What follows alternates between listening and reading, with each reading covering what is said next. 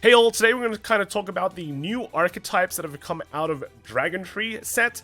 And unfortunately, yeah, this was supposed to be done last week, but last week I was at, I think, karaoke at this time. So there's not much you could do there except for singing, right? So doing this one a bit late. We're only going to look at the new decks, the new archetypes, none of the upgrades, right? There's a lot of other times we're going to be talking about the upgrades.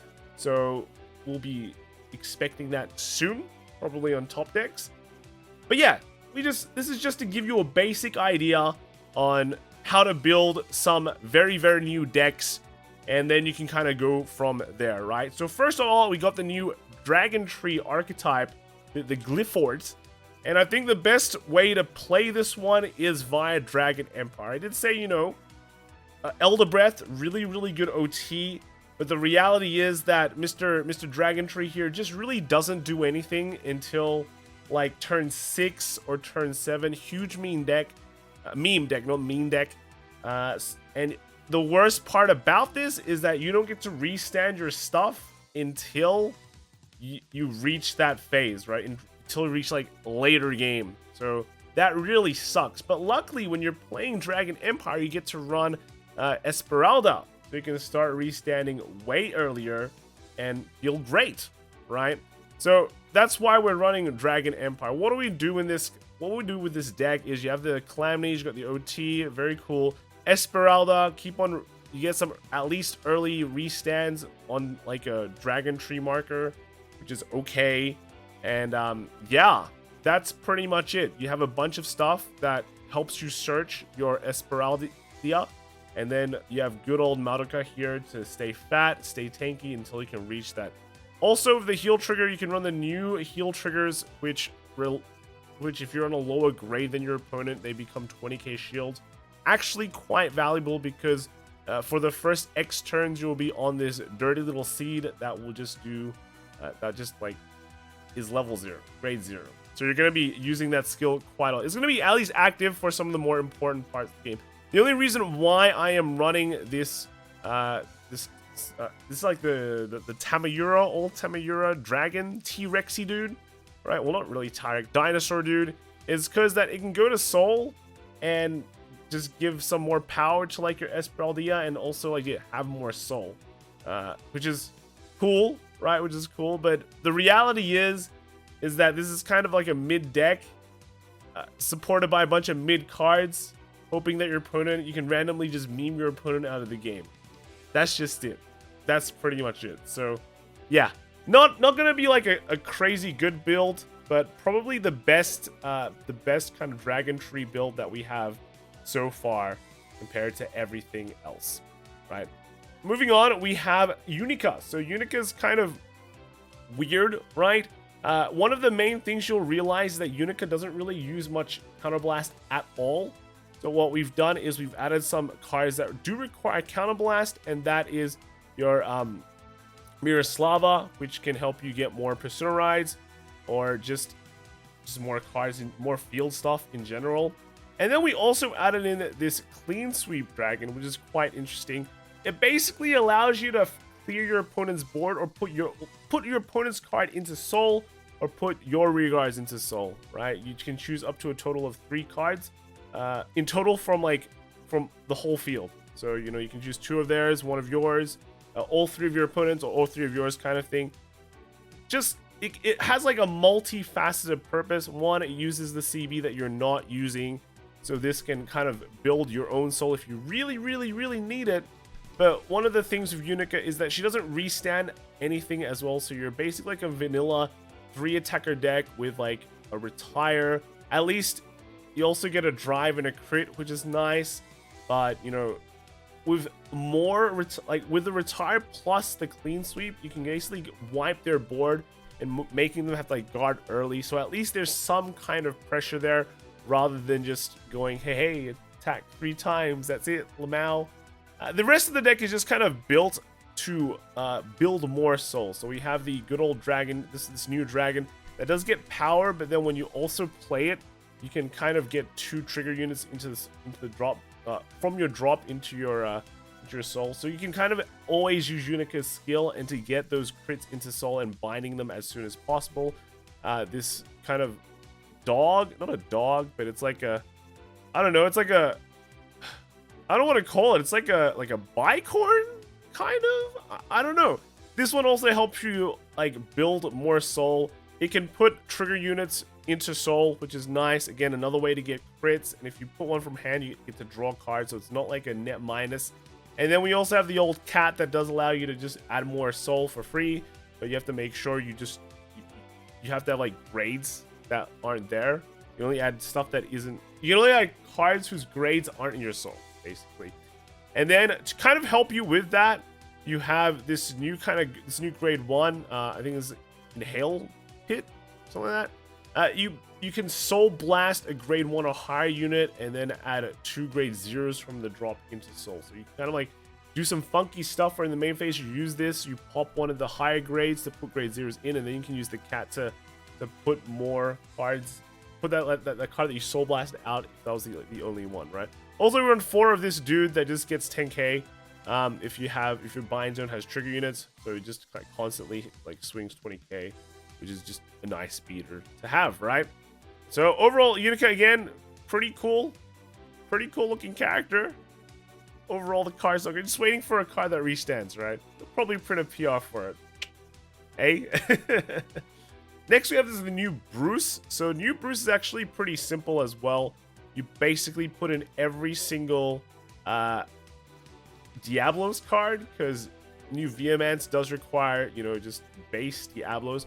I did try putting Quen Lu into the deck, but I found that you just don't really have much space. There's some considerations you want to have with this deck, is that the only soul you need to use is for your new countercharger, and it's only a Soul Blast 2. So this deck's not really that required to just pump soul to Soul Blast 5 all the time. No, you're actually more worried about the counter blast usage. So having the new Diablos grade 3 is very, very good. The other card that we run is Mabel. Now, I wasn't a huge fan of Mabel. I was just like a triple drive, but who really cares? But the reality of this deck is that you just don't generate that much advantage. So converting 1 CB to an extra drive is basically a +1. So that's still quite nice. The other card that also uses CB and also can kind of generate advantage is this new card. It's like Jamal, right? And it can just call out, basically just call out a Diablos card from your soul. So that can just kind of help you get the Diablos that you need. So if you need a Mabel, get her out. If you need the counter charger, that's it. And then otherwise, the rest of the deck is just nice beaters. So, you know, Megan hits big by herself, and then the Eden restands and gets a crit. Also has early game pressure, so that's kind of nice. Again, I do want to just kind of also try out Quen Lu's, because they don't actually stick on the board. They just go into Soul, and then you can then activate Vehemence's skill, because Vehemence does require a full board of like only Diablos, right? So I was thinking of that, but again, you just don't have that much space. I also put in Trish, just because she's basically a 13k on your opponent's turn. It's very annoying to get rid of. That's basically the key thing. You have a bunch of these cards that are just very annoying to get rid of. So you can kind of commit them early and push and just immediately start Vehemencing, right? And yeah, just for Bruce, nothing else, nothing too crazy there. So here we have the new Mecha deck. This is the I think Avant-Garde deck, which is basically Blouse, modern day Blouse. Let's talk about some of the key things. Is that with your Avant-Garde, you need to either hit or have Persona Road to get the restand. So when we think about that, we just need to basically Persona Ride every turn, right? We run 2 more of this. We run 2 of the Welstra support, because this does allow you to get your Persona Ride target. So essentially, you're running like 2 extra of your Persona Ride targets, except this one costs stuff. So you have to just kind of, you have to pay the tax, right? That's kind of it. And yeah, that's when you think you have the Grail as well. That's also Persona Ride. So overall, you should be able to Persona Ride every turn. And if you don't have it, you at least have 2 cards that can search it out. But then let's look at the other cards we have. We have the Combine Rusher. Well, basically, the deck does revolve around stratagems. And if you look at the stratagems, the grade 3 one is basically the best stratagem or strategy, right? And it just means that it has the effect that when your unit attacks, you know, all your front row gets +5. You give this to the Vanguard, and yeah, your Vanguard attacks twice, your front will get 10k. Then, you know, you just can kind of capitalize on that. You have the new kind of Youthquake PR that can help you search for the top 7. Also gets that boost skill when you place something on the rearguard circle via an effect. So you can just kind of at least like fill a boost for a nice column. This is just to kind of help you dig and try to get your grade 3 strategies if you're not like you don't have them. Otherwise, you just hopefully draw them, right? And then once you at least like see one, you can use this new dragon. This is the Enlightened Age Dragon. That can kind of it's basically just a Soul Blast 1, discard a card, grab 2 different strategies from your drop zone. That's just that good, right? It's just that good.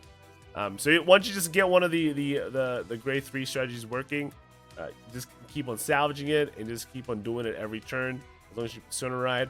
And then you have like the Bubble Mine and the old on-hit countercharge. Just to get some extra kind of counter blast in, because we run. I'm gonna be testing out this card. This is from like set 1, right? Basically, when you discard the card from your hand, if you have a set order, right, you can just CB1 and call it to the rearguard circle.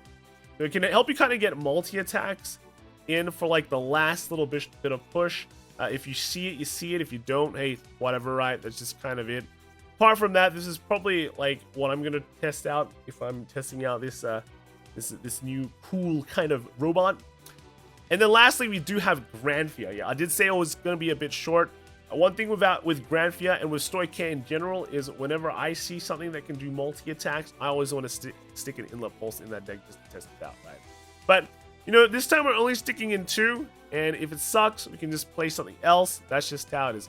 One of the things this deck also doesn't really use is Counterblast as well, so perfect, right? You can just run CB stuff, and we are kind of using CB things with the Diantha, which can just help you get more cards that call plant tokens out, and then overall is just a nice 13k booster. And then we have this grade 3 from the TD, which basically just writes your back row is full, CB1, draw a card, and then your